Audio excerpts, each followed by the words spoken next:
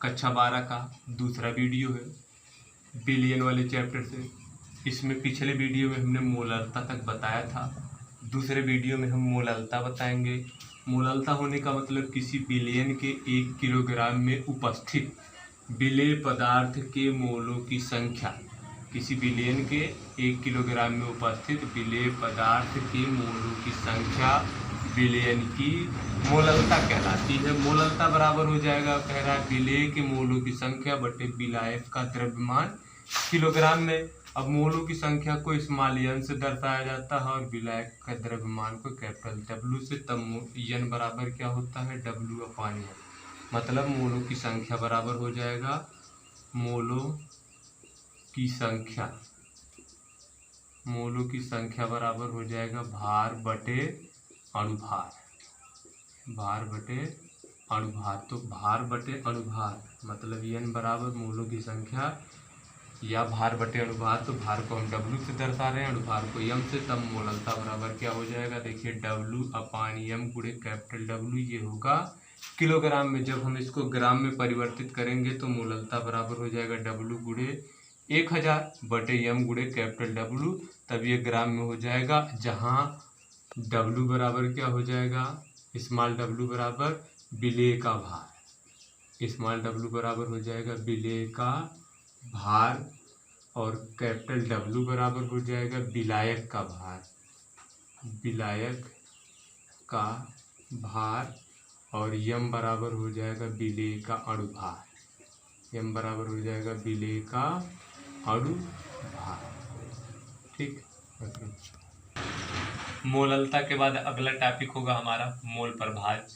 मोल प्रभाज क्या होता है, देखिए किसी बिलियन में किसी घटक विशेष का मोल प्रभाज उस घटक के मोलों की संख्या तथा बिलियन में सभी घटक के मोलों की संख्या के अनुपात के बराबर होता है।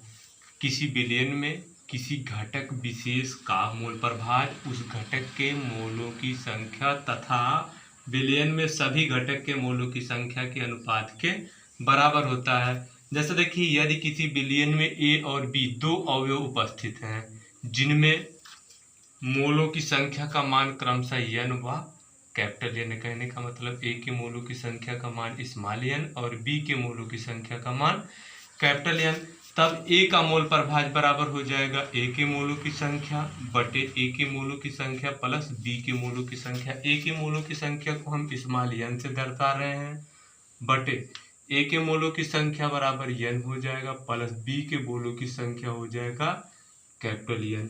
तो ये हो जाएगा A का मोल प्रभाज। उसी प्रकार B का मोल प्रभाज बराबर हो जाएगा B के मोलों की संख्या बटे A के मोलों की संख्या प्लस A के मोलों की संख्या प्लस B के मोलों की संख्या। तो B का मोलों की संख्या का मान मतलब कैपिटल N बटे A के मोलों की संख्या का मान स्मॉल n बटे B के मोलों की संख्या का मान कैपिटल N, ये B के लिए हो जाएगा। ठीक है। देखिए, मोल प्रभाज के लिए एक विशेष बात है, एक बिलियन में उपस्थित सभी घटकों के मोल प्रभाजों का कुल योग सदैव 1 के बराबर होता है। कहने का मतलब अगर A और B, एक बिलियन में दो घटक है तो A और B, A प्लस B की दोनों के मोलों का योग सदैव 1 होगा। कहने का मतलब एक बिलियन में उपस्थित सभी घटक के मोल प्रभाजों का कुल योग सदैव 1 होता है। तो कहने का मतलब अगर बिलियन में A और B दो पदार्थ हैं तो A और B दोनों के मोल प्रभाजों का योग, कहने का मतलब A के मोल प्रभाज और B के मोल प्रभाज प्लस B के मोल प्रभाज बराबर होगा 1। कहने का मतलब A और B दोनों के मोल प्रभाजों का योग सदैव 1 के बराबर होता है। एक सवाल लगा लेते हैं। इसमें दिया है 10 ग्राम कास्टिक सोडा को 500 ग्राम जल में घोला गया है, बिलियन की मोलरता बताइए। तो अभी हमने बताया मोलरता बराबर क्या होता है, मोलरता बराबर होता है W गुणे 1000 बटे m गुणे कैपिटल W। तो ध्यान से समझिएगा, यहाँ पर कास्टिक सोडा है, कास्टिक सोडा का मतलब NaOH, इनका अणुभार या द्रव्यमान संख्या निकालेंगे m बराबर यम बराबर होने का मतलब एन का मतलब होगा 23, इसकी द्रव्यमान संख्या प्लस ऑक्सीजन का होगा 16 प्लस हाइड्रोजन का 1, हाइड्रोजन का हो जाएगा 1, तो इसको जोड़ेंगे तो 6 1 7 3 10 के 0 हो जाएगा, फिर 1 2 1 3 1 4 40 आ जाएगा यम बराबर। और डब्लू बराबर दिया है 10 ग्राम और कैपिटल डब्लू बराबर दिया है 500 ग्राम। तो ये मान रख देंगे तो देखिए मूलतः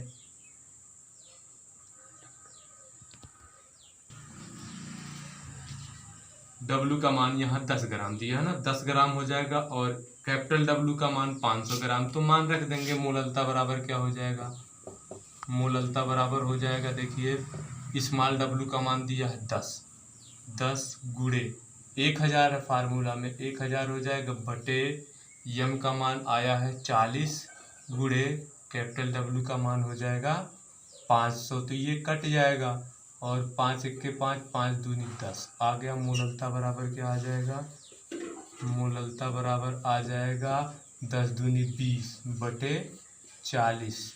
ठीक, तो 1 0 से 1 0 कट जाएगा, बराबर आ जाएगा 2 बटे 4। इसको हम लिख सकते हैं 1 बटे 2 बराबर आ जाएगा 0.5। ये इसका आंसर हो जाएगा। ठीक है, 0.5 यम।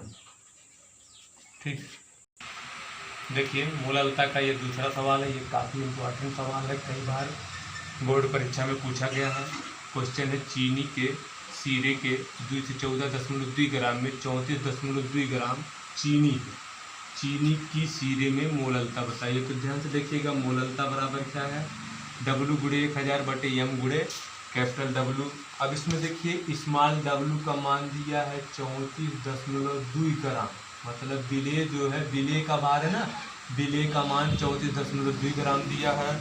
अब देखिए यम बराबर चीनी का अणुभार, चीनी का फार्मूला हो जाएगा C12H22O11। तो चीनी का अणुभार निकाल देंगे तो कार्बन की द्रव्यमान संख्या होती है 12 गुणे 12 हो जाएगा, प्लस हाइड्रोजन का 1 होता है तो 22 हो जाएगा, प्लस ऑक्सीजन का 16 होता है तो 16 गुणे 11 हो जाएगा, बराबर आ जाएगा 342 आ जाएगा। कहने का मतलब यम बराबर हमको मिला 342 और कैपिटल डब्लू का मान हो जाएगा, तो कहने का मतलब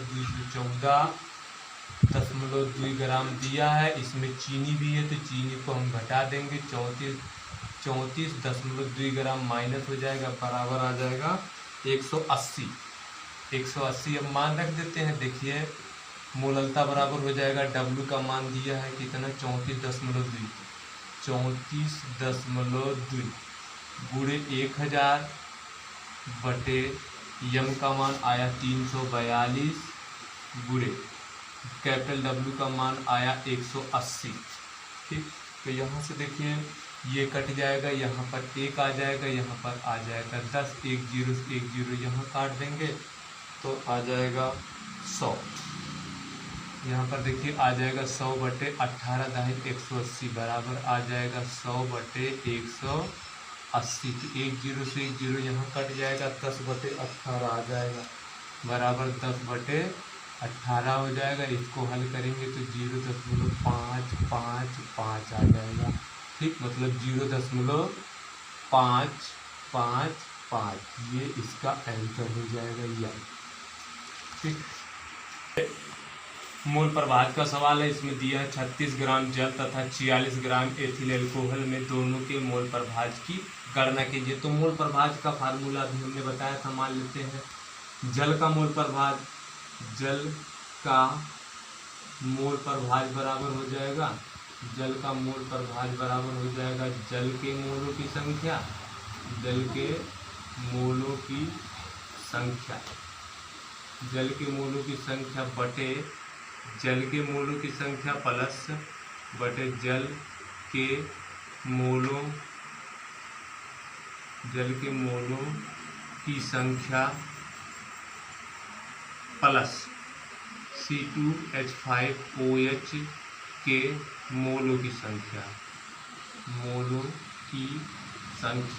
ध्यान से समझिएगा। अब मोलों की संख्या बराबर हमने अभी बताया था, मोलों की संख्या बराबर होता है भार बटे अणुभार, भार बटे अणुभार। तो जल के मोलों की संख्या अगर हमको ज्ञात करना है तो जल का भार दिया है 36 ग्राम बटे अणुभार हो जाएगा जल का 18, तो आ जाएगा 2, ठीक, बराबर आ जाएगा 2। उसी प्रकार एथिल एल्कोहल के मोलों की संख्या ज्ञात करना है। एथिल एल्कोहल का भार दिया है 46 बटे अणुभार होता है एथिल एल्कोहल का, देखिए C2H5OH, C2H5OH, तो इसमें देखिए कार्बन का 12 होता है, तो 12 गुणे 2 हो जाएगा, प्लस हाइड्रोजन का 1 होता है तो 5 यहाँ 1 यहाँ 6 हो जाएगा, प्लस ऑक्सीजन का होता है 16, तो हो जाएगा 12 दूनी 24 और प्लस 6 प्लस 16, तो 12 दूनी 24 6 30 16 46।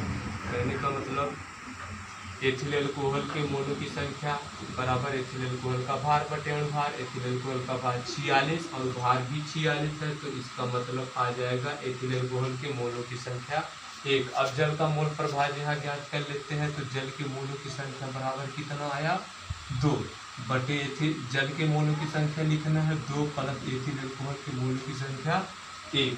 इसको हम लिख सकते हैं 2/3, 2/3 बराबर। अब उसी प्रकार देखिए 2/3 को अगर हम हल करते हैं तो कहने का मतलब 2 में 3 से भाग कर देंगे, तो यहाँ दशमलव लग जाएगा, 0 3 6 18 आ जाएगा, फिर 2 आ जाएगा, फिर 0 3 6 18, कहने का मतलब आ जाएगा 0.666, ये ऐसे आता रहेगा, ठीक है। उसी प्रकार देखिए एथिल एल्कोहल का मोल प्रभाव मतलब C2H5OH का मोल प्रभाव बराबर हो जाएगा C2H5OH के मोलों की संख्या प्लस जल के मोलों की संख्या, जल के मोलों की संख्या प्लस C2H5OH के मोलों की संख्या, तो ध्यान से देखिएगा जल के मोलों, एथिल एल्कोहल के मोलों की संख्या बराबर कितना आया 1 बटे जल के मोलों की संख्या बराबर आया है 2 और प्लस एथिल एल्कोहल के मोलों की संख्या बराबर 1 बराबर आ जाएगा 1/3। इसको हल करेंगे तो आ जाएगा 0.333, ये इसका आंसर हो जाएगा।